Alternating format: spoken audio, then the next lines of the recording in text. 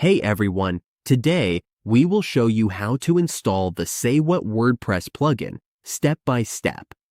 If you want to easily change text strings on your WordPress website without adding any code, this tutorial is for you. Now, on your WordPress dashboard, to install the Say What plugin, we need to go to the Plugins section. You can find it on the left side of your WordPress dashboard. It is easy to spot.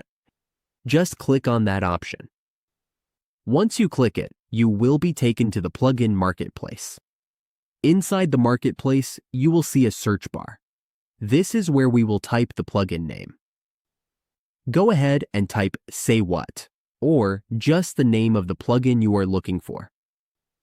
Type it directly into the search bar to quickly find the plugin. Once you finish typing, press Enter, and a list of plugins will appear. From there, look for the Say What plugin in the results.